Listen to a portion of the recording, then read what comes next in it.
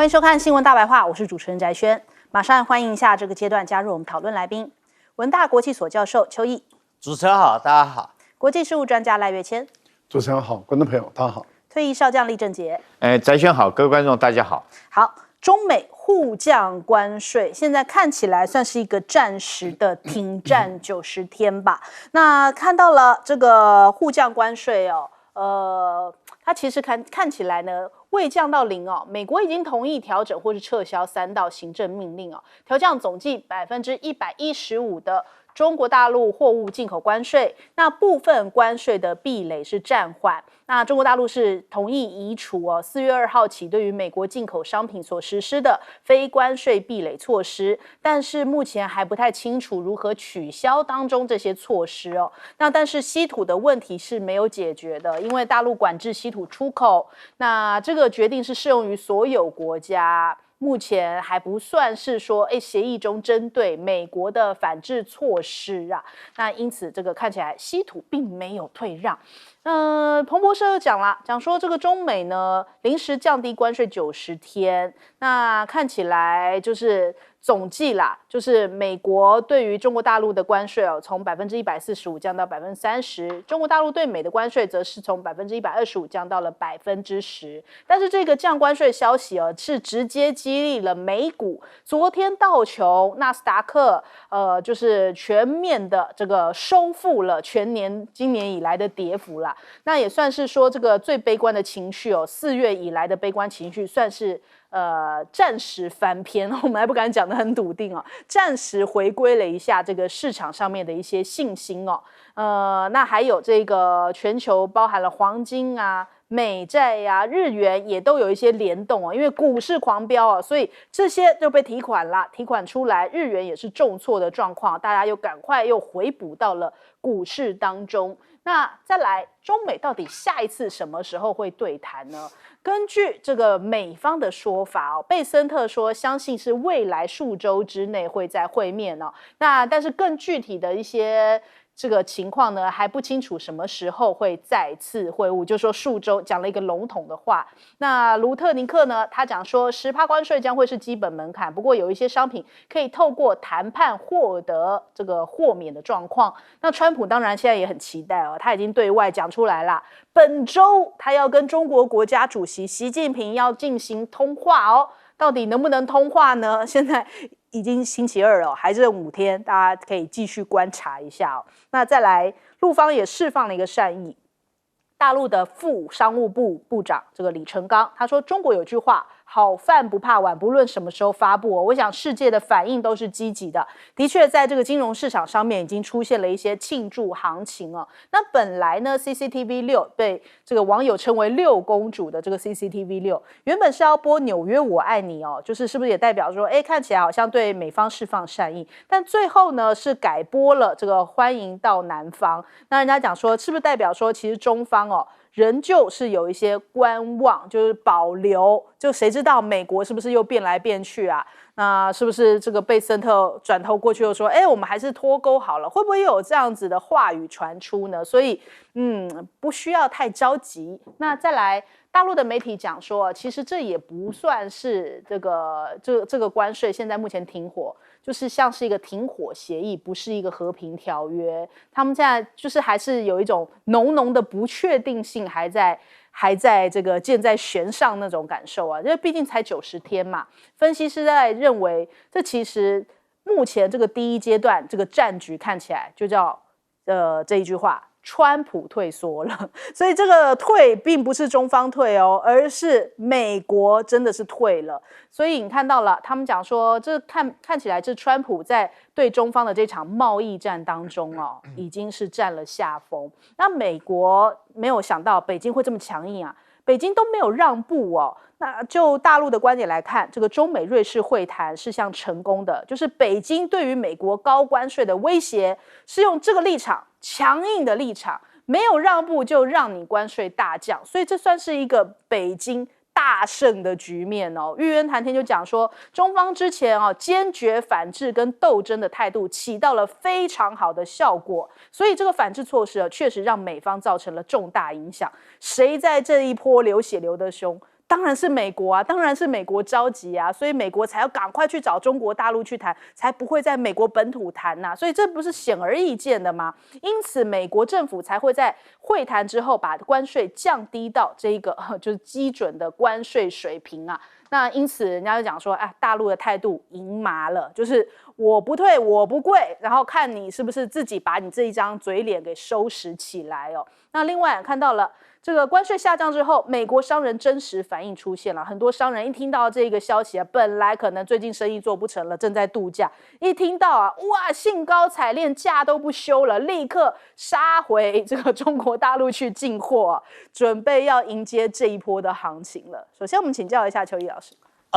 这一次在瑞士日内瓦的中美的关税谈判第一回合，到底谁赢？在我们专业的看法来看，当然是中国赢，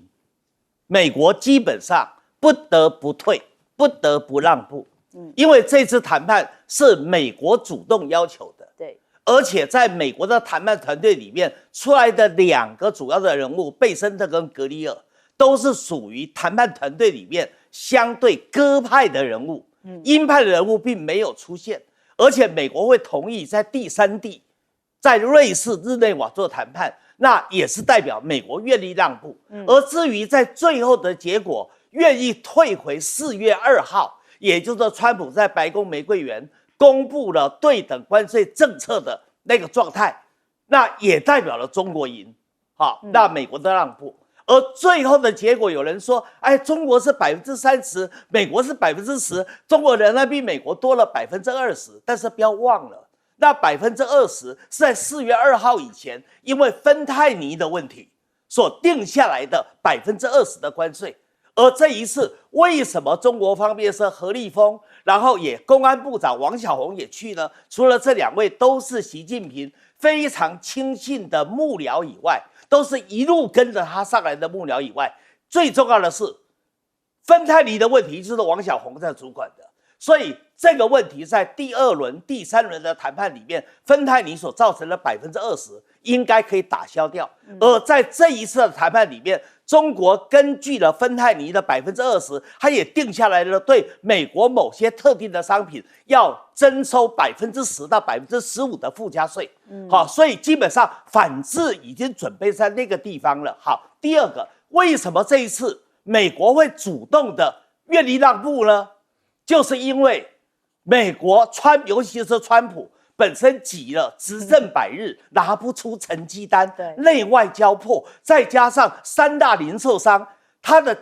货架上面都缺货了，物价开始涨了，通膨开始发生了。而一旦通膨发生，美联储就绝对不可能降低利息，采所谓的宽松的货币政策。在这种情况之下，那美国的衰退第1季都已经是负的经济成长率，负的0.3了。那第2季受到关税战的影响，那更严重了。所以川普也急，因为一旦发生了通货膨胀，又发生了衰退的情况、失业的情况，那对美国来说就是面临了停滞通膨的问题。而且现在美国的几个重要的港口，以前货柜都堆积如山，看不到夕阳，现在整个货柜不见了，夕阳都可以情人相牵着手去观赏夕阳了。在这种情况之下，很多的失业会源源不断的发生。川普本来说要让制造业回流，让美国的就业机会增加，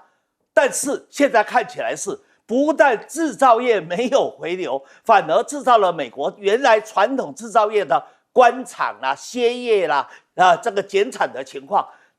但是中国也必须要谨慎小心的面对这个局面。为什么？因为这只是第1回合，而且川普这个人说变就变，这个人呢基本上不是很有信誉的人，所以还有第二回合、第3回合，我认为最后尘埃落定、拍板决定还没有那么快。未来还有稀土出口管制的谈判，还有所谓的对港口费、对中国船舶征收高额港口费的问题。好，那另外当然还有市场开放的问题，还有美债的问题。不要忘了，这一次谈判有了结果以后，美债崩盘，美债的殖利率大幅度上升，6月要借新还旧，美国的压力会更大，所以美债一定是要马上上台面来谈的。那至于还有汇率的问题，汇率的问题，台湾前一段时间闹得很凶，大家都知道，美国非常在意，川普特别希望，如果美元能够贬值，就可以提升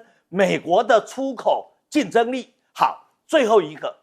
今天基本上中美之间的第一回合谈判会有这个结果，各个国家都非常的高兴。为什么？因为在这个中美谈判的基础之下，那日本、韩国、欧盟、加拿大都可以在这个基础上拿到他们国家可能比较大的利益。但是大家现在都在抱怨英国为什么屈服了这么快？那另外还有被批评最多的就是赖清德为什么这么早跪？尤其川普在昨天的白宫记者会都说出了和平统一这样的话，那你赖清德是不是跪得太早了呢？好，来请教赖老师。中国是世界上唯一起身跟美国对抗的国家啊。对，因为当川普违反 WTO 的规定，开始推动发动这个贸易战以来，那中国是唯一的国家跟美国对抗。你美国加多少，中国加多少。对，那加到最后，在第一轮的谈判中，美国放掉了，中国也就放掉，那就跟全世界传达一个讯号，就是贸易战没有赢家。那既然没有赢家，美国愿意放，中国当然也愿意放，这个符合全世界的利益，也符合全世界的期望。所以在法国的主流媒体这个 Le Monde 世界报，他的就说中国大成功。那在这一次的一个两国的贸易战里面，他们也观察到中国是团结的然后美国是分裂的，因为他们发现就是中国人认为美国人欺负他，所以全部都团结起来对抗。那也就是告诉全世界说不要欺负中国人。那他们也认为中国这次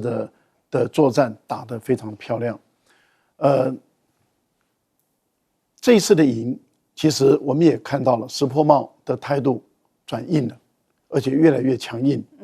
而且石破茂现在的态度就是说，你美国关税要拿掉，我可以跟你进口玉米，但是那个玉米我要用来做燃料，而不是要用来去跟我的国内的农民来竞争。但是我不会为了汽车，也不会牺牲我的农民，我也不会去妥协你美国，牺牲我的汽车工业。所以我个人觉得日本的转硬，这在过去是很罕见的。那欧盟也不例外，所以川普已经受不了了。川普已经你看第二天就开口大骂欧盟了，那就代表什么？欧盟也看到中国的成功，他们本身的态度也在转变。那当然会有部分的观众朋友会认为说，明明就是美国30%，中国10%，怎么一直在说中国赢呢？其实这个30%里面，20%的芬太尼，中国的公安部部长现在在美国还在磋商，中美只要达成协议，那这个20就自动就拿走了，所以就没有问题。可是为什么还会说中国赢呢？都是10%，你不要忘了，中国的产品进入美国美国是对于全世界都课10%，所以中国的产品进美国有最强大的竞争力，因为它对所有的国家都课10%，对，而中国对美国也课10%，可是对其他的国家没有课10%，也就是除了在 WTO 的框架下，单独的只对美国课征10%，那这样的一个态度就变成美国的产品进中国的市场不具有任何优势，因为不管你是大麦、玉米、大豆、牛肉，澳大利亚跟拉丁美洲跟美国的产品，它更有优势，所以甚至连波音，你即使你要进中国大陆，你也没有优势了。为什么一定有10%的关税？而空巴没有10%的关税？这个一架飞机的单价这么的高，一旦是10%，那这个优势就差别很大了。好，那所以我个人是认为，以目前由于这是一个暂时的暂缓措施，所以只有90天。美国的进口商他们一定会担忧90天如果再谈崩，那怎么办？所以一定会拼命的下订单。中国大陆会利用这段时间拼命的出口，那所以会从美国那边赚很多的钱，所以两国的贸易逆差在未来的这90天会扩大，而中国大陆赚更多的钱，它的厂商企业很清楚知道不能完全依赖美国的市场，他们一定会把他们赚来的钱在别的地方去设据点来行销，打开不同的市场。我个人觉得在这一场战中，美国输得很惨，而且输到连裤子都没有。好，来问将军。我觉得美国不是输了，它根本就是跪了。这个我一开始我就说，中美这次贸易战，这两个国家跟在打梭哈一样。对，我出牌出34%，你跟不跟？我跟，我再加到145，那我跟不跟？我跟，你跟了以后，我再加到245。你不但加到245，我这边喊出来是对稀土、对这个波音，还有对其他东西的管制出口甚至于跟这个 WTO 来做申诉，所有牌都打完。打完以后，现在大家牌喊完以后，紧接着下来最后一关，最重要就是在最后亮牌之前，这个我觉得川普还在那边想要用唬的，打说他有时候用唬的可以唬得过去但是中国没有被他唬到中国发表一篇，这个我们看到川普在那边唬人的时候这个中国发表外交部发表了一个短片叫不跪，我想这段回忆大家应该很清楚。但是等到说他打到最后的时候，你还是要亮牌嘛。之后一亮出来，发现美国川普亮出来是一个大无赖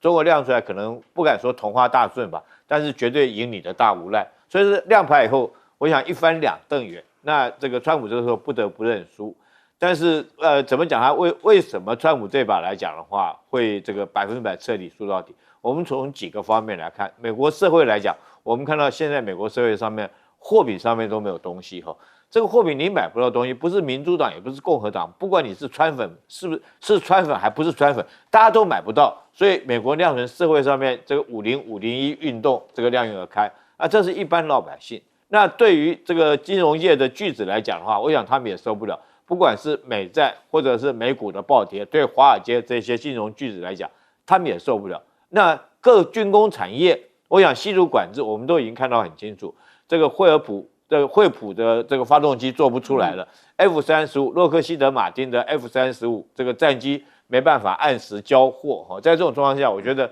美国从上到下各行各业大概是哀鸿遍野。但是这场谈判我们可以从一些细节看出来，在礼拜五那天，川普还在那边唬人说，我们这个到80%这个大家可以开始去买股票了。结果没想到礼拜六那天谈判，大家注意到礼拜六开始谈判的时候，第1个钟头中国就出去了。那中国出去，美国代表还坐在里面，又等了1个钟头。后来大概双方不怎么谈的，中国代表才回来。可见第一把来讲，中国就直接亮了牌。所以说你就是要跪下，你不跪下，我们连谈都不谈，就直接出去了。所以我们看到这次来讲的话，美国这把是真的输得够彻底了。好，我们先休息一下，广州忙回来。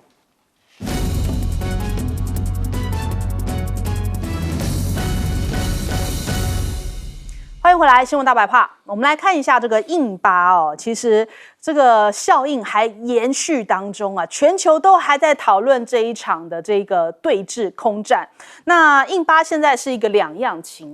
我们看到了这个巴基斯坦公开指出印度率先发射了空对地的武器之后，他们这个巴基斯坦的空军参谋长就下令要改变接战的规则，从原本是想要用吓阻的方式直接升级，变成确保击杀目标，避免我方损失因此才会有我们后来看到的就好几架印度的这个战机就直接被击落的这种状态那巴基斯坦的外长呢，甚至还讲说我们战机击落了印度的3架阵风，1架幻象然后还有这个我方出动的是歼10另外还有这个苏30也是被击落的这个战机之列。那这个歼10怎么那么厉害呢？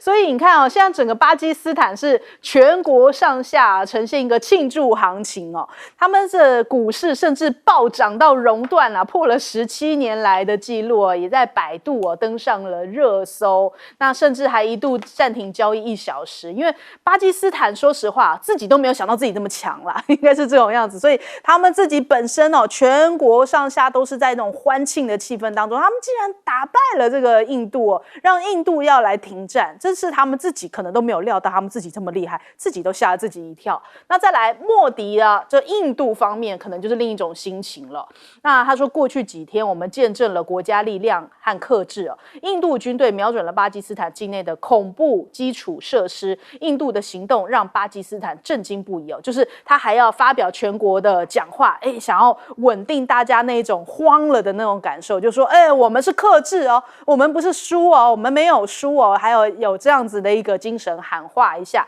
那其实印度已经是被打的心里有数了啦，所以才会说在这一场冲突爆发之后，你看哪怕是有西方俄罗斯啊这个武器在支持着他，但是看起来他自己知道这个可能空中优势是没有，人家打的是系统战啊，是中方的整套的这样的一个战略系统啊。那他这样子，如果再强的飞机，好像你也敌不过人家这种系统性，人家看得比你远，反应的比你快，你要怎么打呢？那所以你看，这巴基斯坦光是背后站着中国大陆啊，有了中国的兜底啊，其实就不太可能输。因此，印度是已经被打服了，这场冲突才会这样子这么快速的这样子，就是好像就开始在协议停火。那我们看到了这个巴基斯坦反映出来啊，他们知道这一次当然是靠着中国大陆的这些武器特别是歼十，还有这整套系统，让他们才打下这漂亮赢仗，让他们扬眉吐气啊！就巴基斯坦再也不是一个弱国小国的形象，在世界上面，这个巴铁完全形象大逆转所以他们知道这是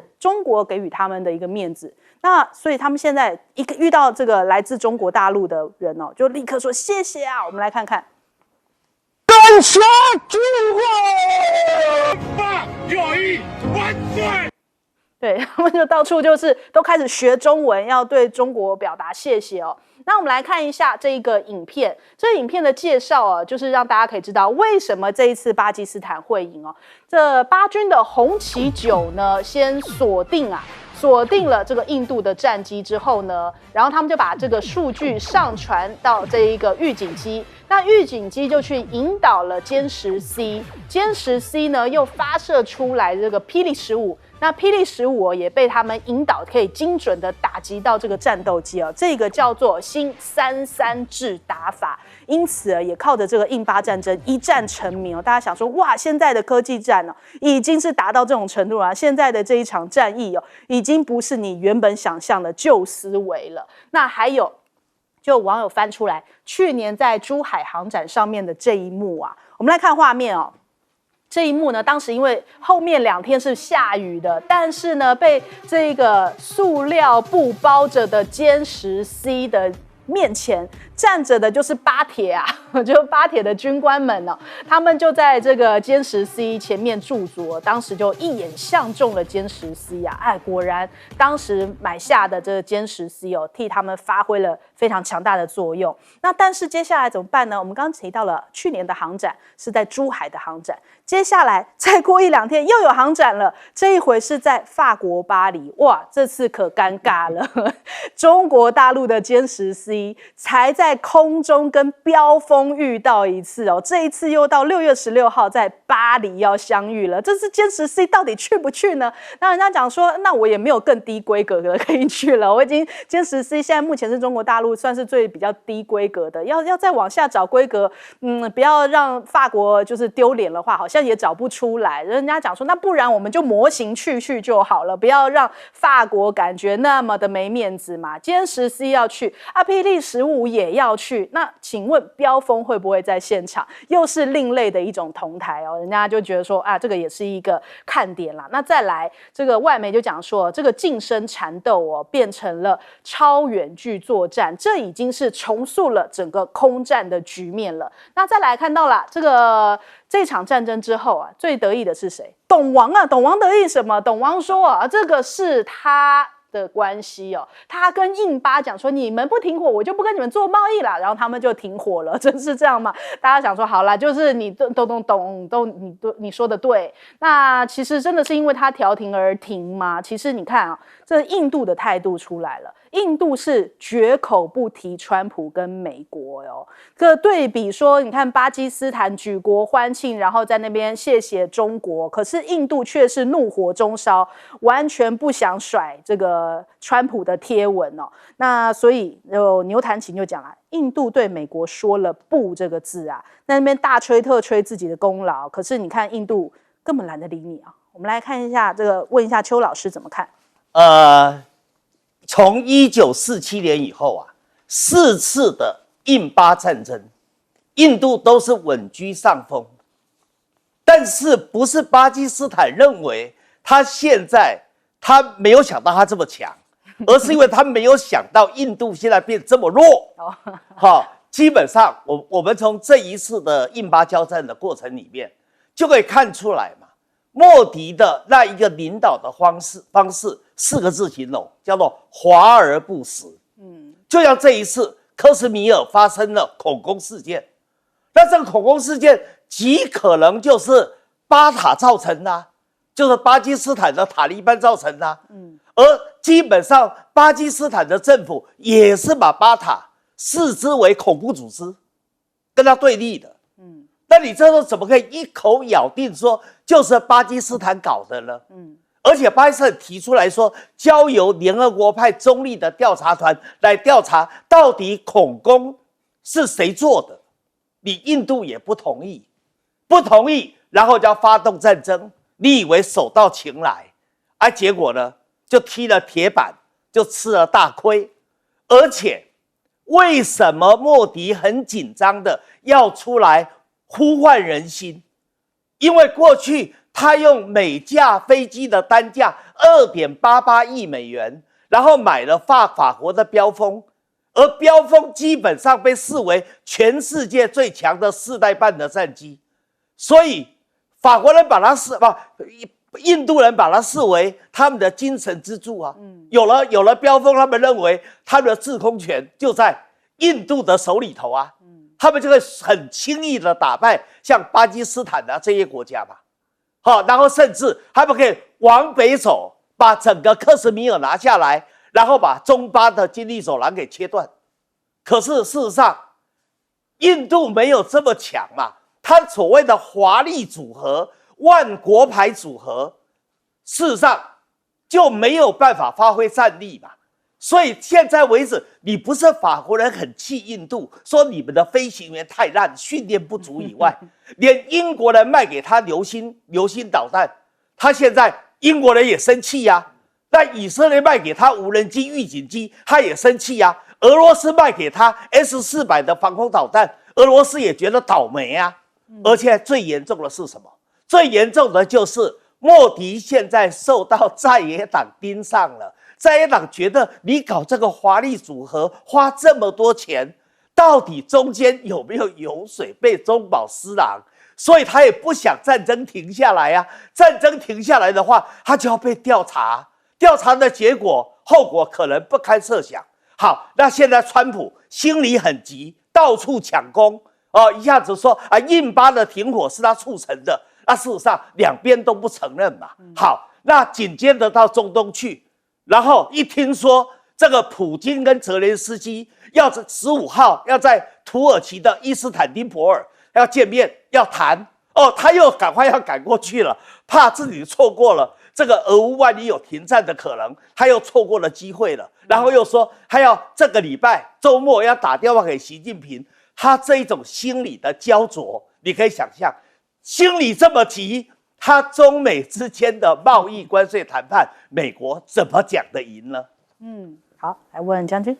其实大家都很关心这个5月7号这次的空战而且这个战果来讲，几乎是6-0的比数打赢了。但是大家都认为说是把印度当一个笑话在那边看，认为他这个战绩各方面都素质都很弱，坚实有多强。但是我这边特别要强调的就是说，其实人家标风战机并不弱，流星飞弹也不弱那我很多的数据有跟大家讲这个譬如说是歼10战机，我们都知道是已经在大陆来讲，他们已经算是，其实你讲它4代半，其实它连4代都不见得够得到了，它几乎已经快淘汰了。那标风好歹一架是2.4亿，那不是全世界的人都呆着，为什么那么多国家愿意花2.4亿去买，然后你这个标风才6000万，那个差很多。那我们讲导弹好了 ，PD-15这个给这个巴基斯坦的100是外贸版145公里，流星导弹射程200公里哦。那为什么这个巴基斯坦可以在这种？另外我再讲一个数据，大家看一下，这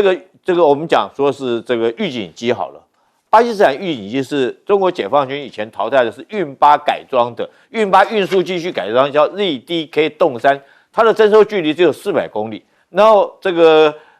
印度的预警机是俄罗斯现在还在俄乌战场上面用的 A50，它的距离是800公里，是它征收距离是它1倍。那为什么可以打差别那么多？哈，当中有很多的 money 啦。第一个，我认为说是大陆来讲，当然暗中运了很多的功哈。比如说，他把这歼十战机的雷达换掉，他换成叫做 KLJ-7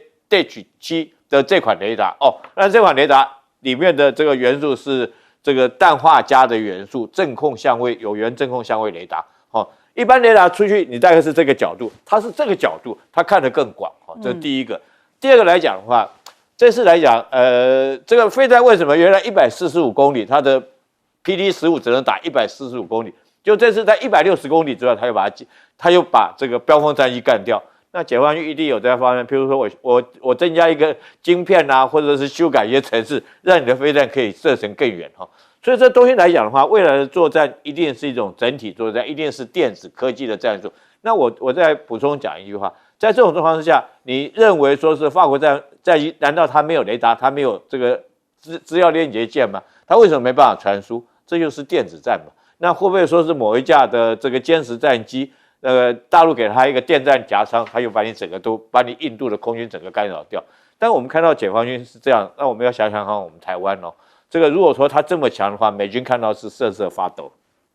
好，请教赖老师。这次印巴的冲突是印度先攻击巴基斯坦啊，所以巴基斯坦是被迫，然后实施自卫反击。那一旦要实施自卫反击，当然就是要把他的飞机打下来嘛。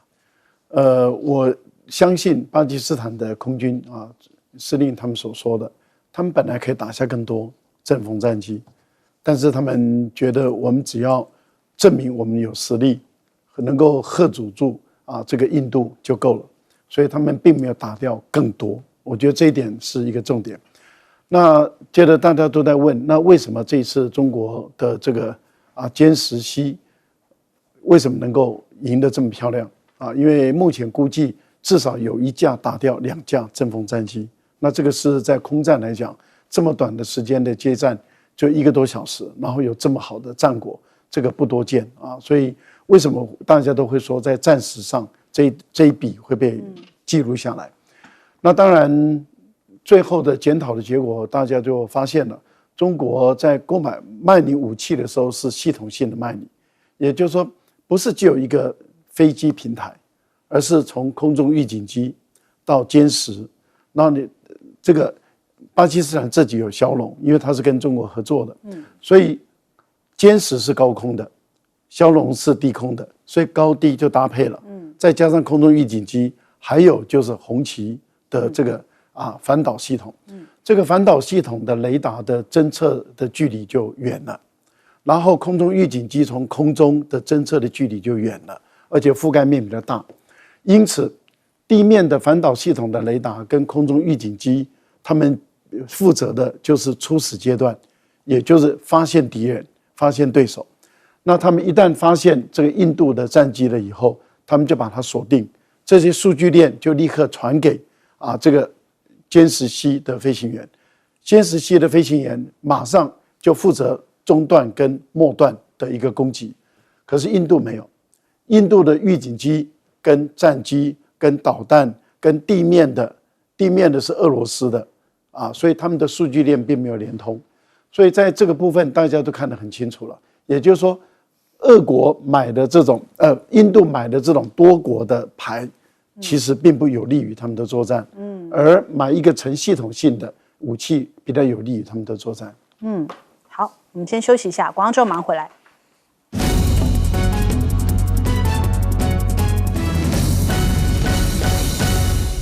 好，现在看起来拉丁美洲也转向了，其实也就是一直在当美国的这个后花园，就是上帝太远，美国太近，一直是南美洲最大的痛苦。那我们现在看到了这个巴西啊，要到北京这边来哦，中拉论坛13号登场嘛。那习近平也提到说，其实关税战是没有赢家的，中方也愿意拉美一起来建立中拉命运共同体哦。那所以现在这个中国大陆决定首批向拉美还有加勒比海地区哦5个国家提供免签，还包含了像是人民币啊、5G 啊、数字经济这些领域啊，要加强合作。鲁拉就到了北京哦，因为他就表示说，只要中巴携手，全球南方一定可以获得世界前所未有的尊重啊！也就是说，中巴关系啊，潜力无穷。现在其实因为美国很多的农产品，北京不买了嘛，现在转向跟这个巴西买，所以这一次哦，这个鲁拉是率了200多位的这种巴西的商业界人士哦，一起来北京哦，一起要做大这个双方的贸易的交流啊。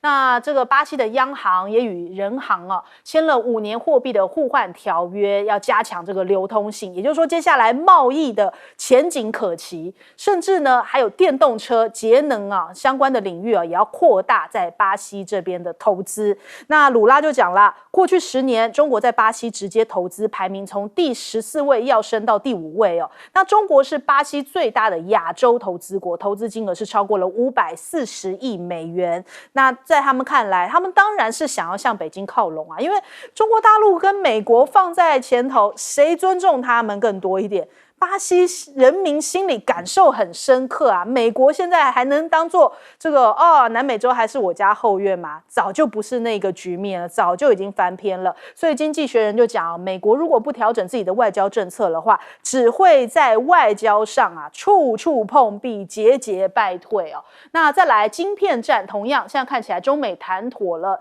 这个关税降幅，贝森特说，接下来啊包含了钢铁啊，还有这个晶片的供应链，还要更去中化，要减少对于中国大陆的依赖。好，那你就去啊。那可是比尔盖茨说的话，你有没有听到？比尔盖茨说，对于中国技术封锁会起到反效果，因为现在看起来反倒是让中国在晶片制造领域实现了全速发展呐，就是你越打压越要卡它，那我不要依赖你，我自己搞。你觉得中国大陆的人才少吗？不少所以很多的科技业都出来示警啊，科技业大佬就讲说，你千万不要这么做，你只会把中国大陆搞得更强啊。那再来，这个《华尔街日报》就讲说，现在看起来 iPhone 要涨价了，就是因为这个关税战嘛，他也不敢怪川普啊，不敢惹毛白宫啊，所以只敢这个把这个调涨幅度让消费者来吸收哦。所以现在这个美国的一些领导性的这个人物啊，他们都知道现在的这个局势，中美之间这是不是东升西降？巴菲特这一番话，我们得要来听一下。If you look all the way through the history of China, when would you rather have been born?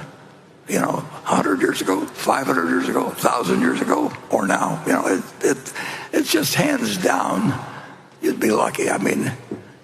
对，现在真的是中国最强的时候了。我们来问一下邱老师，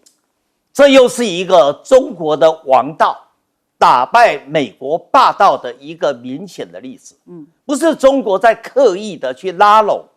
中南美洲，拉拢拉丁美洲，而是因为美国始终以居高临下的态度去霸凌这些国家吧，而中国是以一个平等的、尊重的、对等的、和平的方式来帮助这些国家发展嘛。所以站在这些国家利益的前提上面，他当然向中国靠拢嘛。好，那现在这一次这个中拉论坛里面有谈一个很重要的主题，就是两洋铁路的问题。两洋铁路本来就一条路线啊，就是从巴西一直到秘鲁的前海港。对，好，那现在基本上它继续的拓展出来其他的路线，而其他路线一拓展出来，那整个两洋铁路不只是原来的巴西跟秘鲁了，现在也可以把它的福利折于哪里呢？折于像是玻利维亚啦，像是乌拉圭啦，像是这个阿根廷啊、智利啊，它的范围更大了。所以整个南美洲会因为中国帮助他们在那地方建造两洋铁路，把太平洋跟大西洋联合起来，也抵消了现在川普硬是用强硬的手段要拿下巴拿马运河啊，而且对中国的船舶课征这个高额的港口费所产生的威胁跟压力吧。所以就中南美洲的国家来说，他当然觉得中国才是好朋友啊，他当然向中国靠拢啊。其实现在巴西呀，鲁拉从在莫斯科的红场，到了现在在北京的中拉会谈，然后到了马上在7月的时候，金砖会议的峰会又在巴西要召开，巴西这一次是轮席主席，所以双方之间的合作，你明显的看到鲁拉的说法，他已经把巴西的命运、巴西的前景就交给中国了。他已经告诉大家，中国就是巴西最好的、最知心的朋友，真心帮助巴西的朋友。所以除了这个之外，今年在金砖的峰会里面，一定也会谈各个国家里面的本币交易吧。你现在金砖国家要成为一个金砖币是很不容易的，根本达不到的。但是如果推动本币交易的话，那对于人民币的国际化，对于各个国家之间相互之间的经贸的促进，那么减少对美国的依赖，也减少对美国进行经济单边霸凌的威胁，这都是非常正面的。好，请教赖老师。这次中拉的一个论坛很重要啊，习近平在他们的部长会议中有去发表致辞。那我们看到他致辞结束以后，鲁拉啦，还有就是哥伦比亚好几个总统，他们都上去跟习近平有个拥抱啊。那这些可以感受得到，就是中拉之间的关系跟以前更往上走了啊。现在的情况是中国是拉丁美洲的第一大贸易伙伴，已经不再是美国了。所以美国对拉丁美洲的影响力已经减少了。第二个呢，大陆要加速跟拉丁美洲的合作，所以他在这次的演讲中有宣布，未来3年他要加速进行5个工程。第一个就是每一年要邀请拉丁美洲的党政的要员300位到中国来考察，那也就是说，中国要开始跟他们介绍中国的政治体制，中国怎么成功的中国的城市国家治理是怎么走的？我觉得这个是很重要，这个会让每一年300多位，你看3年下来就将近1000位了，就900多了。那第二个呢，就是有关于发展的工程，那也就一带一路继续在走不管是金融的合作、技术的、科技的各方面基础建设，还有一个就是每一年要邀请他们的老师，中文的老师500个到中国来，还有要邀请的1000多个社团到中国来访问。这代表什么？中国大陆已经根本不管拉丁美洲是不是你美国的后院了，就是要全力发展跟拉丁美洲的关系。接着我们要看你美国人能不能比照办理，不可能的事嘛。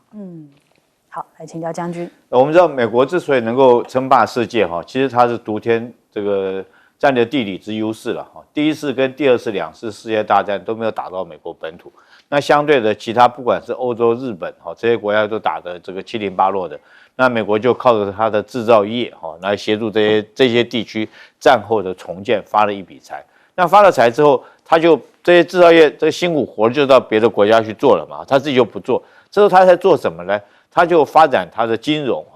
用美元的霸权第二个发展他的科技，因为这个钱比较轻松赚，你去做工做钢铁那多辛苦啊。但是从这次